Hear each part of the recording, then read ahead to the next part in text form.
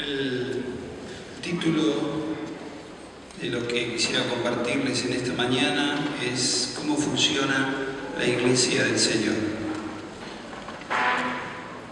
No van a escuchar nada nuevo, seguramente mucho de lo que diga es lo que constantemente estamos repitiendo.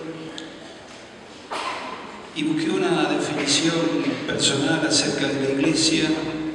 ¿Qué es la Iglesia?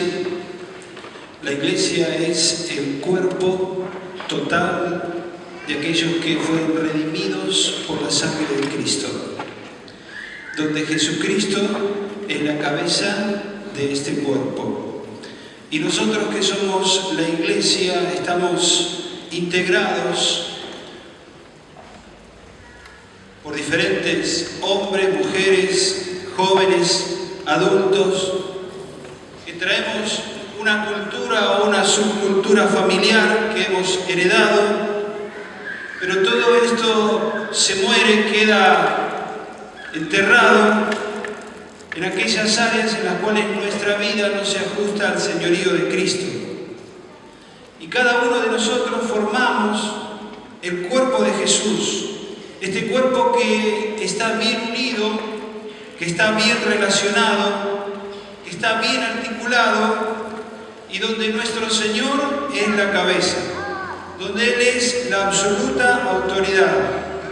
Entonces nosotros que somos la Iglesia, que somos el cuerpo de Cristo, vamos creciendo a la medida, a la estatura, a la plenitud de Cristo. Estamos en un proceso de transformación de nuestra vida, de nuestro carácter, de nuestro mirar, de nuestro pensamiento, a la imagen y a la semejanza de Cristo. Esta iglesia, este cuerpo se va desarrollándose, va creciendo, se va edificándose mutuamente y también extendiéndose, a fin de que cada uno de nosotros podamos cumplir con la comisión que nos ha sido encomendada por nuestro Señor, de ir y hacer discípulos. Esta iglesia es la que Jesús llama que es la luz del mundo. No tiene nada, vive en el mundo, pero no tiene nada que ver con el mundo. El mundo no permea a la iglesia. La cultura del mundo no permea, no influye en la vida de la iglesia. Esta iglesia es sal y esta iglesia es luz. Es interesante, el otro día escuchaba a un filósofo y él calcula que en 120 años de aquí adelante no va a haber más partos. El ser humano se va a reproducir clonándose. Y existe un libro de un francés, no sé si ya está en español, que habla del último parto. El último parto en el mundo y luego a partir de ahí el ser humano se va a clonar. Y uno entiende todo esto del matrimonio igualitario y de algunas cosas que están ocurriendo. Hermanos, el Señor viene pronto. El Señor viene pronto. No sé si se va a producir esto. Nosotros no vamos a estar. Seguramente nuestros hijos tampoco, pero entendemos que el Señor viene pronto. Por eso la iglesia es la luz de esta tierra. Y no tiene nada que ver, aunque vive en el mundo, no es contaminada con la cultura de este mundo. Está en el mundo, pero no es del mundo. Yo empecé diciendo que quería compartirles cómo funciona la iglesia del Señor. Y es interesante mirar lo que nos dice la Escritura. Hubo una iglesia que nació y la vemos en su desarrollo allí en el capítulo 2. Si tuviésemos que comparar a esta iglesia con la edad del ser humano, diríamos que es una iglesia recién nacida. Está en un estado de niñez, contando desde que Jesús estuvo con los discípulos. Una iglesia que comenzaba a crecer, que comenzaba a desarrollarse. Entonces, quiero que leamos juntos Hechos 2, 40 al 47. Es un pasaje que creo que todos aquí lo hemos leído, no una vez, sino muchísimas veces.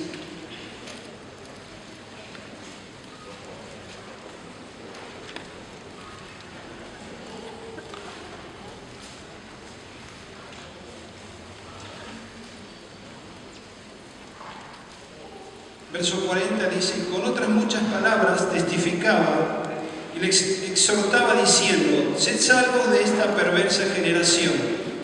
Así que los que recibieron su palabra fueron bautizados, y se añadieron aquel día como 3.000 personas, y perseveraban en la doctrina de los apóstoles, en la comunión unos con otros, en el partimiento del pan, en las oraciones, y sobrevino temor a toda persona, y muchas maravillas y señales eran hechas por los apóstoles, y todos los que habían creído estaban juntos, y tenían en común todas las cosas, y vendían sus propiedades y sus bienes, y lo repartían a todos según la necesidad de cada uno, y perseverando unánimes cada día en el templo, y partiendo el pan en las casas, comían juntos con alegría y sencillez de corazón, alabando a Dios y teniendo favor con todo el pueblo.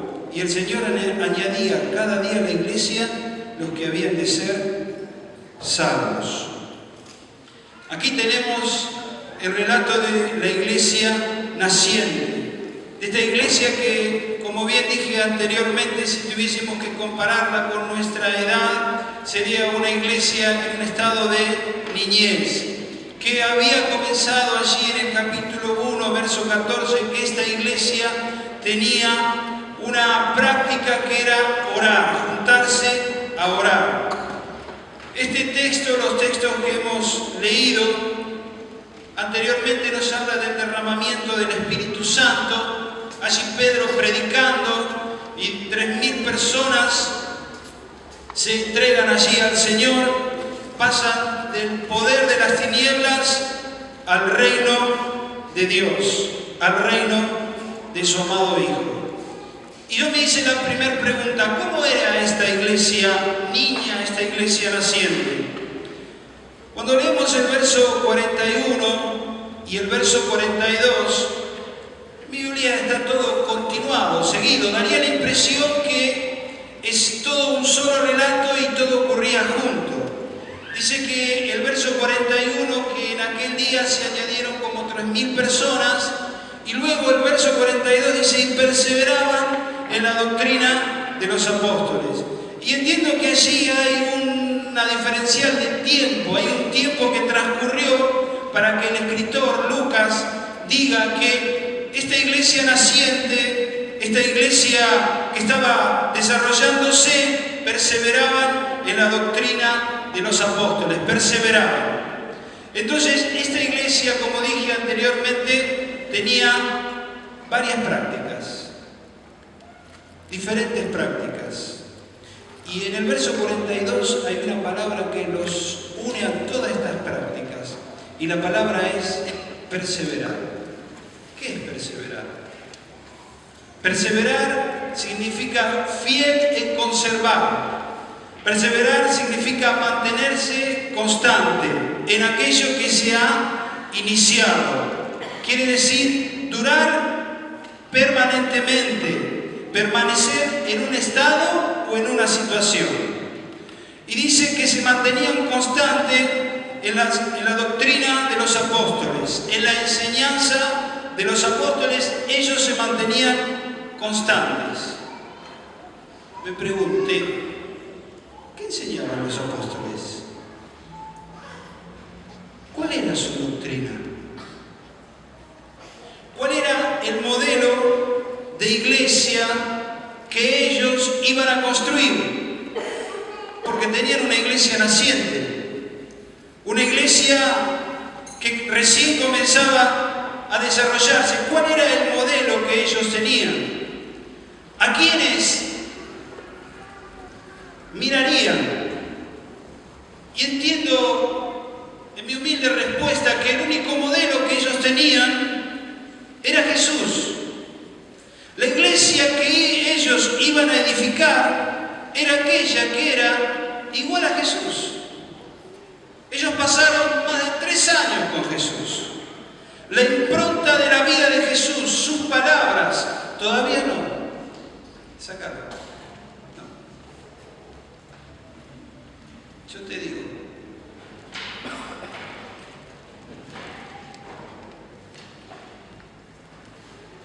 La impronta que ellos le iban a dar a esta iglesia era semejante a su maestro. Jesús dice en Juan 7:16, mi doctrina no es mía, sino de aquel que me envió. Jesús tenía una doctrina, pero no era de él, era del Padre.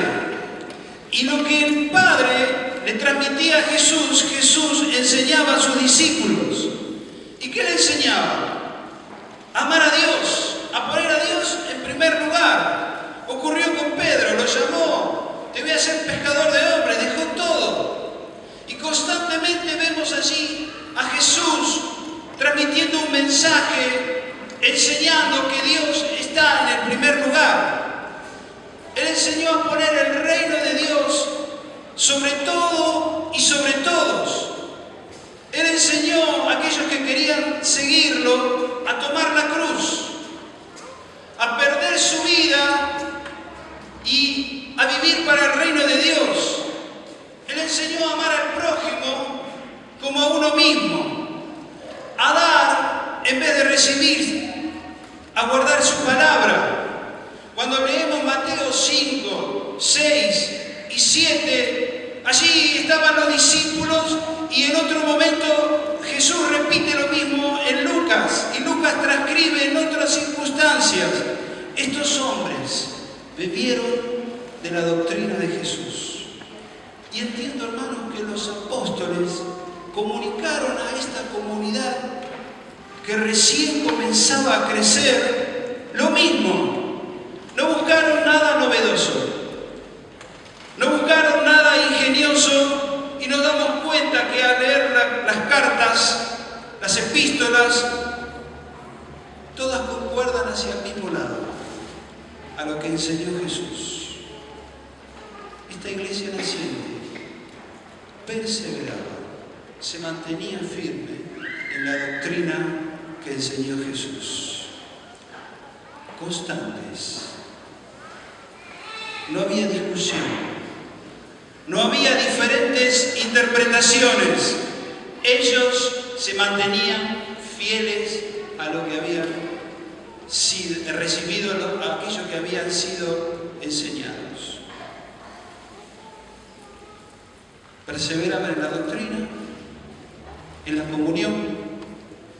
Comunión es unidad, es estrecha asociación, es compañerismo, es hermandad. ¿En quién habrían visto esto? Esta cualidad. En Jesús. Jesús. Ellos constantemente estaban con Jesús. Dormían con Él. Comían con Él. Fueron a la casa de Zaqueo. Allí Zaqueo tuvo que sacar 13 platos rápido. Estaban con Él. Cuando resucitó a Lázaro, estaban con Él. Constantemente. Al lado de Jesús. Y Jesús le dice: ustedes son mis amigos si hacen lo que yo les digo. Jesús los llama amigos. La comunión tan firme era que Jesús le dice: ustedes son mis amigos si hacen lo que yo les digo. Estaban tan unidos a Jesús que aun cuando no entendían las cosas, Él aparte les explicaba. Por ejemplo, la parábola del sembrador. Jesús fue el modelo para ellos, un modelo viviente, y ahora ellos perseveraban en esta unidad, perseveraban en esta comunión, perseveraban en esta estrecha asociación. En los versos 44 y 45, lo leo: Hechos 2.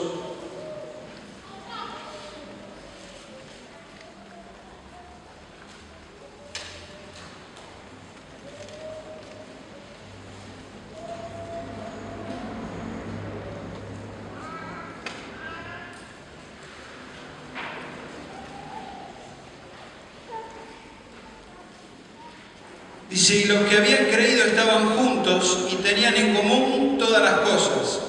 Vendían sus propiedades y sus bienes y los repartían a todos según la necesidad de cada uno. Había una necesidad en estos discípulos, estar juntos. No concebían en sus mentes estar alejados los unos de los otros. Y en esta comunión, en esta relación, trajo aparejado que empezaban a conocer las necesidades de aquellos que estaban en esta iglesia naciente. ¿Cuáles eran sus necesidades primarias, prioritarias? Y ante esas necesidades, ellos comienzan a vender sus cosas. Tenían todo en común, no había ninguna necesidad. Esta comunidad proveía a aquellos necesitados lo que ellos estaban necesitando.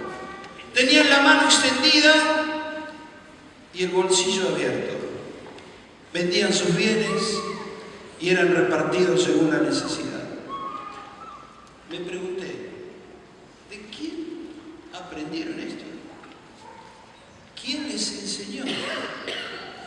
¿Cuál era el modelo en los cuales ellos iban a edificar esta iglesia? ¿Cuál? Y otra vez mi vista va a Jesús.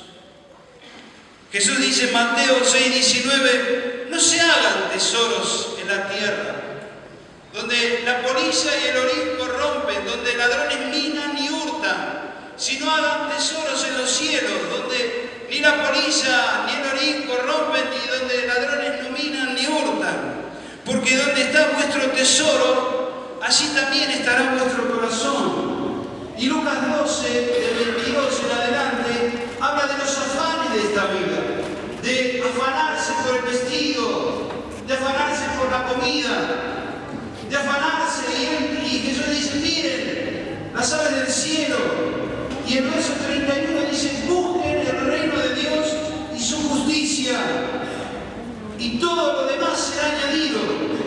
Y en el verso 33 profundiza y dice, vendan lo que poseen, den limosna, hagan bolsas que no se envejezcan, tesoros en los cielos que no se agoten. ¿De quién aprendieron? Para vender sus propiedades y tener que compartir por el que tiene necesidad. ¿Quién aprendió? Pedro, ¿quién te enseñó? ¿Está segura la doctrina esta? Me parece que no coincido. Aprendieron de Jesús. Cristo, el modelo a imitar. El modelo para esta iglesia era parecerse, ser semejante a su Señor. Jesús, siendo Dios, se hizo hombre. Y siendo hombre se hizo, y siendo siervo dio su vida en la cruz. Siendo Dios, teniéndolo todo, vino y se hizo hombre. Se despojó de todo. Y esta iglesia estaba sustentada en lo que habían visto y oído de Jesús. El verso 46, en esto de la comunión, comían juntos con alegría. Estaban unidos, estaban relacionados, conocían sus necesidades, no había egoísmo, había generosidad, había relaciones. Y ahora comían juntos, con alegría. La comunión les producía alegría. Estaban alegres. Qué bueno nos juntamos. Imagínense 3.000 personas, diferentes casas. sé, debería haber más de 200 casas. Y comían juntos, estaban alegres. ¿Y qué más? Y eran sencillos de corazón, no había complicación. No eran complicados, eran sencillos, humildes de corazón. En este punto de la comunión, por lo que yo leí, el modelo para esta iglesia bebé que le estaba dando la lechita era parecerse a Jesús. Siempre mirando a Jesús. En el verso 42 y 46, tercer punto, partían el pan. Aquí algunos estudiosos hablan de la cena del Señor. Se reunían y como parte de que comían juntos, tenían la cena del Señor. ¿De quién lo aprendieron? De Jesús. Aquí tengo unos textos para que está anotando Lucas 22, 14 al 20 y 1 Corintios 11, 24 al 26. De Jesús. La iglesia primitiva practicaba todo lo que Jesús había hecho. Perseveraban en la doctrina de Jesús, en la comunión, como hizo Jesús, y en el partimiento del pan, como hizo Jesús, y en las oraciones. Recuerden, perseverar es mantenerse fiel, constante. Y podemos decir que perseveraban en las oraciones. Era una comunidad nueva de más de 3.000 personas que se mantenían constantemente perseverando en la oración. Y esta oración, por lo que leemos en estos pasajes, exaltaba a Dios, glorificaba a Dios y también llevaba a los hombres que no conocían a Dios en una oración intercesora ante Cristo. ¿De quién aprendieron a orar? ¿Cuál era el modelo que ellos tenían que imitar? Y otra vez, Jesús.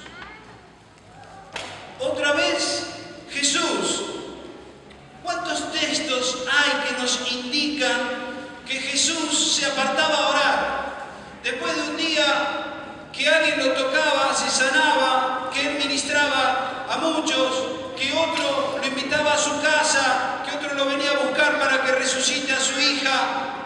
Después de todo esto, uno diría, anda a descansar.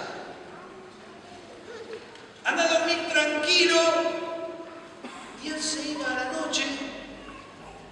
Lucas 6:12, Lucas 3:21, 5:16, 9:18, 29, 11:1, 23, 34 a 36. Lucas nos muestra mucho más que los otros escritores de Evangelio a Jesús orando. Y él se apartaba a orar. ¿Cuál era el placer de Jesús? ¿Cuál era el descanso de Jesús? La comunión con Dios. Se pasaba la noche orando y al otro día seguía. Aprendieron de Jesús. Los discípulos veían a Jesús, que él tenía una vida de oración, comunión con Dios, relación con Dios. Les llamó la atención. Y le dijeron a estos discípulos, Señor, enséñanos a orar. ¿Cómo pasas toda la noche orando? Y uno lee lo que le llamamos el Padre Nuestro y nos lleva, creo que menos de un minuto, leerlo. Y él les da un modelo de oración. Exalten a Dios. Glorifiquen a Dios. Levanten su nombre en alto. Díganle que haga, que la voluntad del Padre se haga en sus vidas. Que venga su reino, que venga su gobierno. Que su señorío, el señorío de Dios sea real en esta tierra. Y pidan por el pan de cada día, no por el de pasado mañana, por el de un año, por el de 2 años. Claro, porque basta cada día su propio afán. El pan nuestro de cada día. No el pan de toda la semana, no el pan de todo el año, no el pan de toda la vida. El pan de cada día. Les está enseñando una dependencia de Dios diaria. Pidan perdón por los pecados. Perdona mis deudas. Señor, líbranos de toda tentación. Perseveraban en las oraciones. Una iglesia que había visto a Jesús orando. ¡Qué modelo! ¡Qué modelo para imitar! Haber estado 3 años con Dios hecho hombre.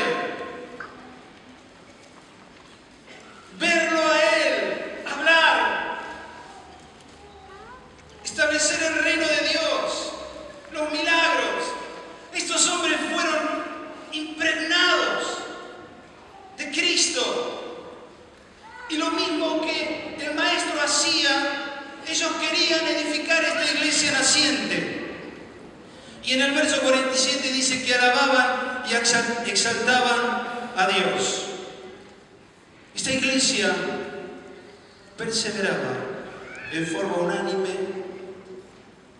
en las oraciones y alababa a Dios.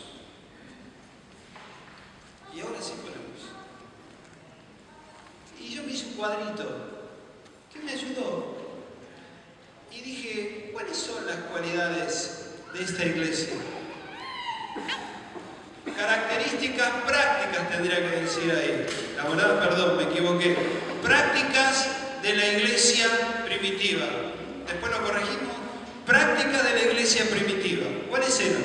Pasamos. Prácticas tendría que decir ahí. ¿Cuáles prácticas? Perseveraban, número 1, en la doctrina.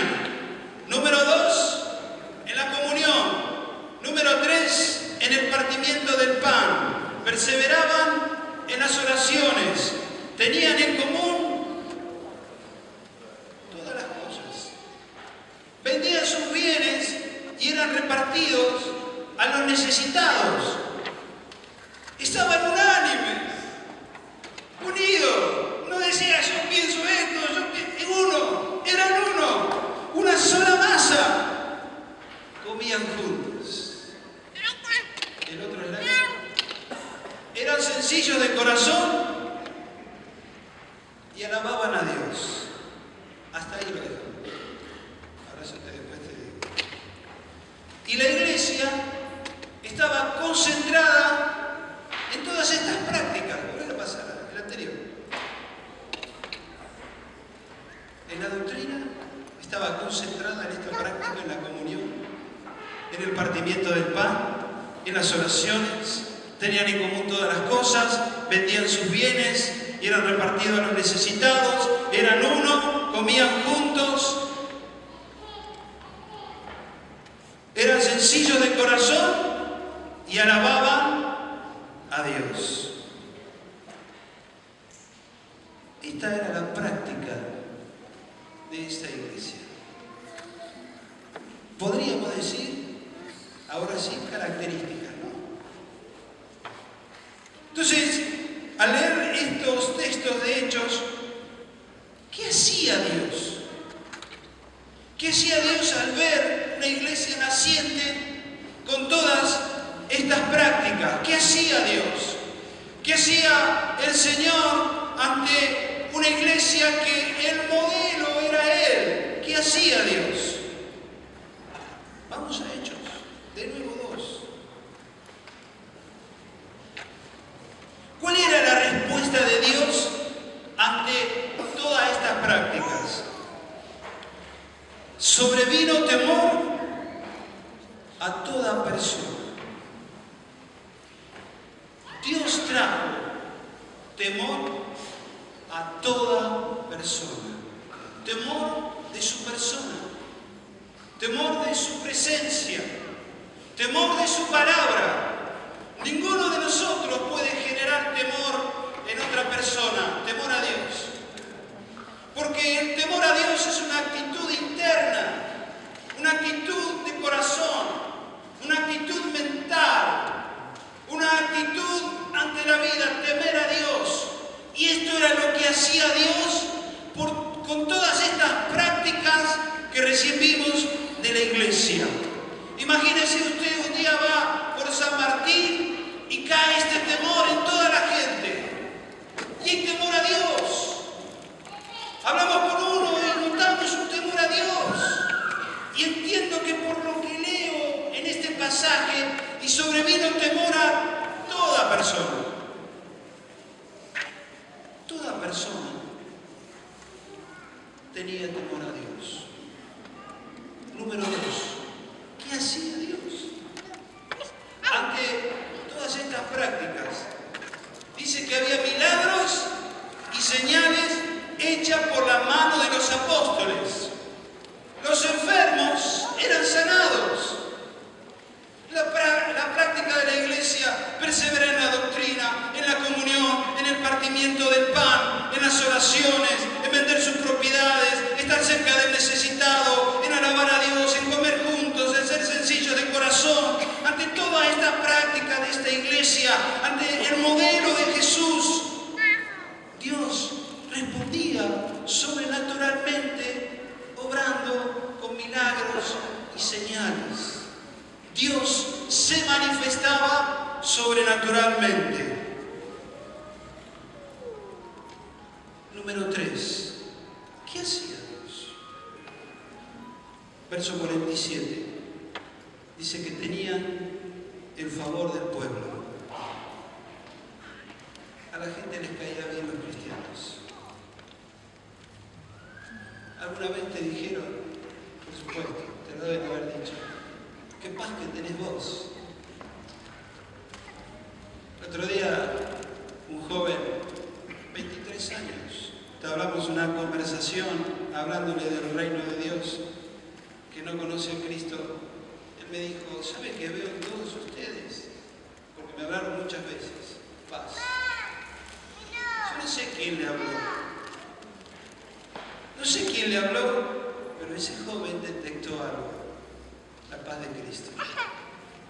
Y cuando detecta eso, la gente se abre, ¿o no?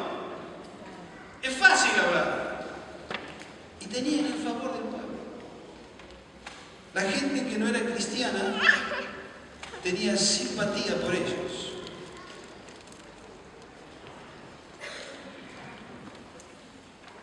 Cuarto punto, ¿qué hacía Dios?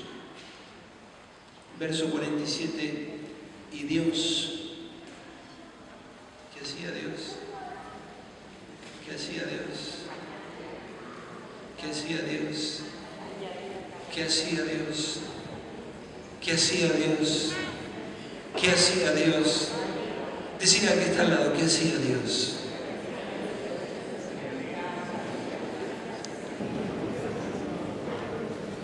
Dios mismo, ante la pujanza de esta iglesia naciente, ante la entrega de estos primeros cristianos, Él añadía a la iglesia lo que habían de ser salvos. Claro, abro un paréntesis.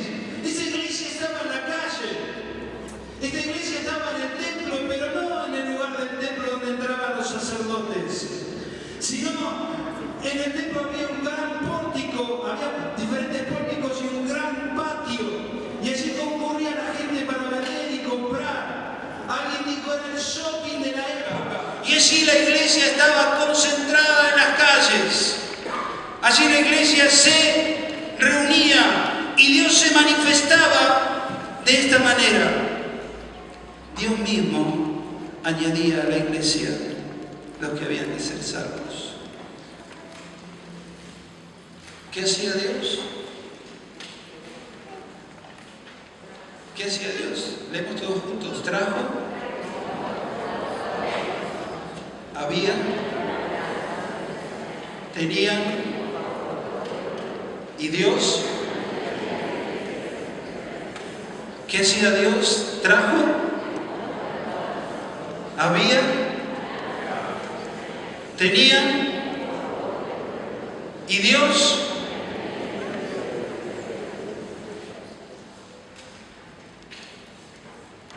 Una pregunta más profunda y voy concluyendo. ¿Cuál es nuestro modelo de iglesia? ¿Cuál es el modelo de iglesia que debemos edificar? ¿Qué tenemos que hacer para lograr que este propósito de Dios, de la transformación de nuestra vida, a la imagen, a la semejanza de Cristo? Porque el Padre quiere, Dios quiere que tú y yo seamos semejantes a su Hijo. El Padre quiere. El Dios creador de todas las cosas puso tus ojos en vos y en mí para que seamos semejantes a su Hijo, iguales a Jesús, iguales al Maestro. Una iglesia llena de hombres y mujeres iguales a Jesús, semejantes a Él, que van creciendo, que van desarrollándose, que van avanzando a la medida, a la estatura de la plenitud de Cristo. ¿Qué debemos hacer para lograr que este propósito de Dios se cumpla en nuestra vida, en nuestros hijos, en nuestros nietos, para que toda esta visión que Dios reveló y que nosotros heredamos? Soy de una segunda generación que recibió todas estas verdades de estos hombres. ¿Qué debemos hacer para que no se diluya, para que no se licúe? ¿Qué debemos hacer? Mirar a Jesús. Constantemente, mi mirada, tu mirada, debe ser Jesús. Mirar lo que Él dijo y hacer lo que Él dijo. Perdonen, no hablo contra nada, pero esta iglesia no hizo ninguna campaña. No hizo ninguna campaña masiva de evangelización, porque tenía prácticas, las cuales recién leímos rápidamente y que tú y yo podemos andar tranquilamente. Prácticas que provocaron que la mano de Dios se mueva. Esta iglesia estaba movilizada por ser semejante a Jesús y por la obra del Espíritu Santo que ellos habían recibido. Y me dije sencillamente, ¿cuáles son los aspectos que tenemos que fortalecer para el avance del reino de Dios? No digo nada nuevo aquí. Perseverar en la doctrina. No sé si hay otro slide más. Perseverar en la doctrina. Como recién dije, Dios nos trajo revelación del Evangelio del reino de Dios. Jesucristo, Señor de nuestra vida. Jesucristo, Señor de nuestra familia. Jesucristo, Señor de nuestros bienes.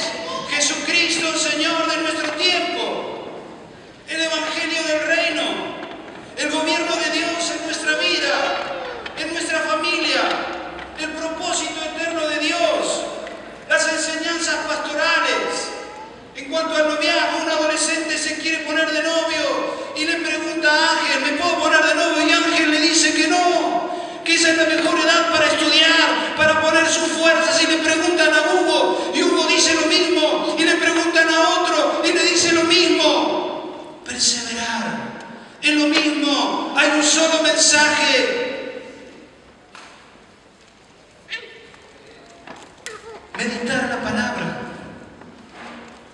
Meditarla. Masticarla. Escudriñarla. Leerla 1, 2, 3 veces.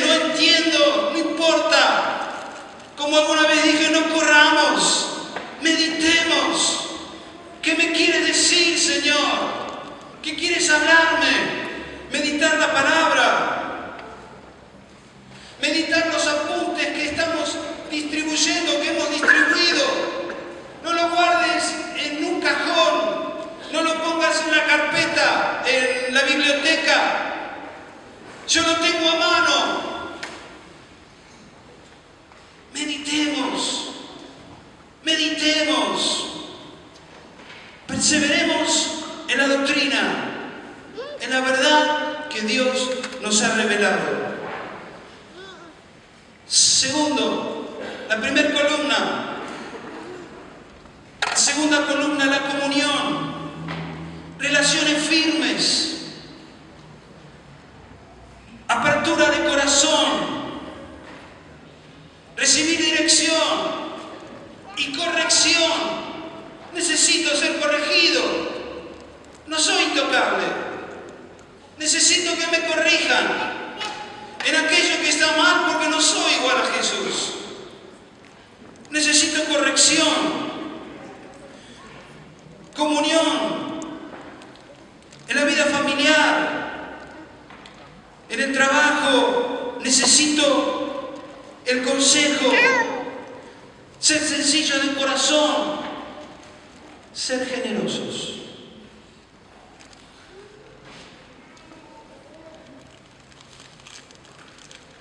Ser generosos con el tiempo y con él. Con él. Ser generosos. Estar juntos. Es lindo estar con los hermanos, ¿verdad? Precioso.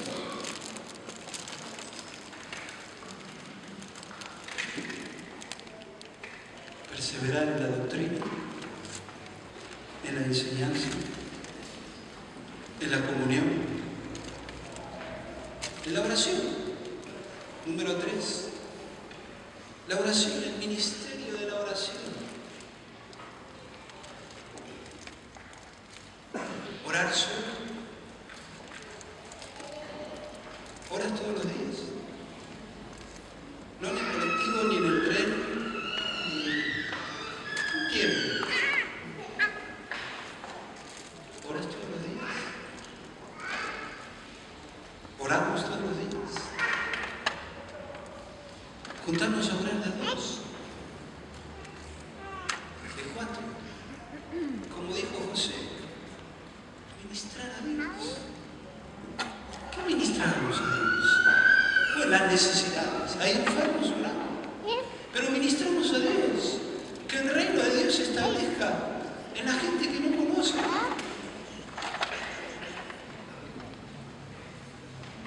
Hace unos días atrás, yo le dije en mi oración, Señor, hoy quiero que de alguna manera tener una noticia buena. Una buena noticia. Hace unos días atrás, y me llama un jovencito apartado, cuando estaba teniendo comunión con 2 hermanos, y suena el celular, digo, ¿qué hago? ¿Atiendo? ¿No atiendo? Bueno, lo veo a Ángel que atiende siempre, digo, voy a invitar a mi maestro. Y atendí rápido, ahí medio para cortar rápido, y hola, habla fulano de tal. Y me dijo el apellido. Ah, sí, bueno, no voy a cortar porque... Y empezó a hablar conmigo y me dijo, mira, ¿podés venir a visitar a una persona que tiene problemas espirituales? Sí, ahí estamos. ¿Cuándo podés venir? Hoy. A la noche estamos ahí. Yo en el momento no caí, pero a la noche caí. Dios responde la oración. Dios contesta. Dios ve nuestro corazón. De 2, de 4, solito. Perseveremos. Perseveremos en la oración. Oremos por aquellos que no conocen al Señor, por nuestro país, por los líderes, la impronta que tengamos, ser un pueblo de oración. Amén. Y lo último, la última columna, seamos testigos. Alcancemos a aquellos que no conocen al Señor, nuestro círculo cercano, amigos, parientes, vecinos y la gente que no conocemos. Y yo a algunos hermanos les estoy proponiendo, hagamos el grupo casero en la calle. Que nuestros hijos en algún momento vean que eso es lo natural también, que era lo que la iglesia primitiva hacía. Salgamos a la calle. Hermanos, me contaron un testimonio para algunos. Yo digo, esto es alocado. En otro país, unos hermanos me contaron, un grupo que está creciendo, y se fueron a la playa y se pusieron a orar. Y en su mente decían, en un ratito paramos. Y siguieron orando y cayó el Espíritu Santo en la playa. Y descendió en la playa el Espíritu Santo y comenzaron a hablar en lenguas. Comenzaron algunos a sentir un fuego en su cuerpo. La gente se paraba, algunos se convertían. Cayó el Espíritu. Por supuesto, esto lo hace Dios. Y este hermano me decía, Oscar, íbamos a cortar. En un ratito más cortábamos, pero seguimos, qué sé yo. Y yo le dije, me contaron que alguien se estaba quemando y se tuvo que ir a meter al mar. ¿Quién era? Era yo. Dice, estaba lleno de fuego. En la calle. Yo no sé si va a descender el Espíritu Santo de esa manera cuando estemos en la calle. Eso lo hace Dios. Pero la práctica normal y natural nuestra también debería ser estar en la calle. ¿Qué hará Dios al ver esto? Pasamos. ¿Qué hará Dios? Ah, no hay más. A ver, otra. Bueno, faltó un slide. Perdón. ¿Qué hará Dios? Habrá temor. Dios hará su obra. Habrá más señales y más maravillas de las que hemos visto. Y Dios va a añadir cada día a la iglesia los que se van a salvar. Que sea nuestra práctica, hermanos. La práctica normal y natural de todo hijo de Dios. Amén. Perseverar en la doctrina, tener comunión, perseverar en las oraciones y testificar de Cristo.